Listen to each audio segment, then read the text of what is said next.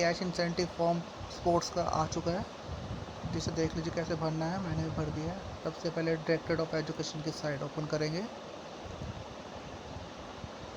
करने के बाद पर यहाँ पे आपको स्पोर्ट्स का एक ऑप्शन दिख रहा है, सो इस पर क्लिक करेंगे। मुख्यमंत्री खेल प्रोत्साहन योजना, इस पर क्लिक करेंगे।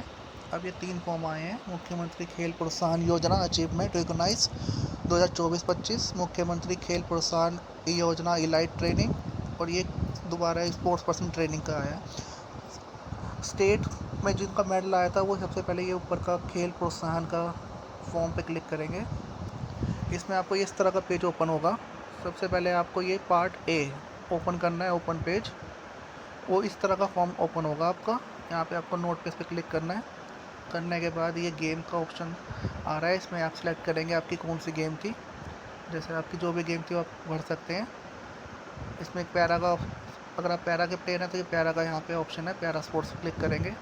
करने के बाद ये एंटर नेम ऑफ गेम, इस पर क्लिक मत करिएगा, इस पर करने के बाद भी शो नहीं करता, इसका फ़ायदा नहीं है, इसका छोड़ दीजिए इसको। यहाँ पर आपका नेम ऑफ एप्लीकेंट में आप अपना नाम भरेंगे। उसके बाद डेट ऑफ बर्थ पूछ रहे हैं ये आपकी, मेंशन स्कूल सर्टिफिकेट के अकॉर्डिंग, वो आप यहाँ पे अपनी डेट ऑफ बर्थ डालेंगे। ये यहाँ पे क्लिक करने के बाद भी शो नहीं करती, तो आप इसको यहाँ पर नीचे कहीं और क्लिक कर ऐड कर देंगे, वहाँ से कॉपी पेस्ट करके यहाँ पे कर दीजिएगा, हो जाएगा। फिर इसके बाद जेंडर मेल फीमेल। उसके बाद ये मोबाइल नंबर का ऑप्शन है यहाँ पे 5 नंबर पे, यहाँ पर अपना मोबाइल नंबर ऐड करेंगे। फिर प्लेस ऑफ बर्थ पूछ रहे हैं ये, आपका जहाँ जन्म हुआ वो लिखेंगे। प्रेजेंट एड्रेस जहाँ आप अभी रह रहे हैं, और परमानेंट एड्रेस अगर वो सेम है तो उसको कॉपी पेस्ट करके यहाँ नीचे कर दीजिएगा। फिर ईमेल एड्रेस, यहाँ पे आपका ईमेल एड्रेस आएगा। 10 नंबर पे आपके पिता का नाम, 11 पे मदर नेम, माता जी का नाम। उसके 12 नंबर पे आपका आधार कार्ड नंबर पूछ रहे हैं, आप अपना आधार कार्ड नंबर यहाँ पे डालेंगे।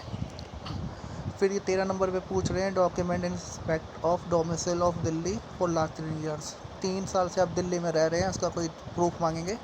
तो यहाँ क्लिक करने के बाद voter ID, passport, domicile certificate का ऑप्शन है, जो भी आपके पास हो आप क्लिक कर दीजिए। वोटर आईडी हर किसी के पास होता ही है। वोटर आईडी क्लिक करने के बाद ये आपके पास 2 नए ऑप्शन खुलेंगे।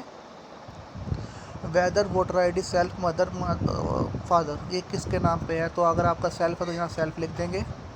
उसके बाद ये वोटर आईडी नंबर पूछ रहे हैं, तो यहाँ वोटर आईडी नंबर डाल देंगे। फिर voter ID date of issue, जब आपका वोटर आईडी बना था वो यहाँ पे डेट लिखनी है, वो आपकी बैक साइड पे लिखी होती है।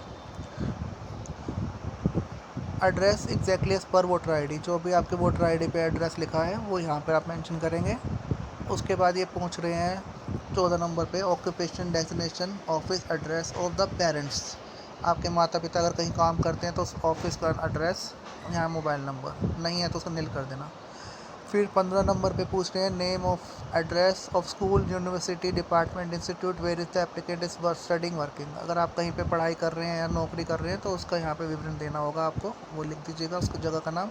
Details of employment if in service, अगर आप सर्विस कर रहे हैं येस और नो तो यहाँ पे आप क्लिक कर दीजिएगा। उसके बाद गेट OTP, यहाँ पे OTP आएगा आपके पास, जो अपने नंबर 5 नंबर पे है अपना मोबाइल नंबर डाला था उसमें OTP डालने के बाद इसको ओके कर दीजिएगा।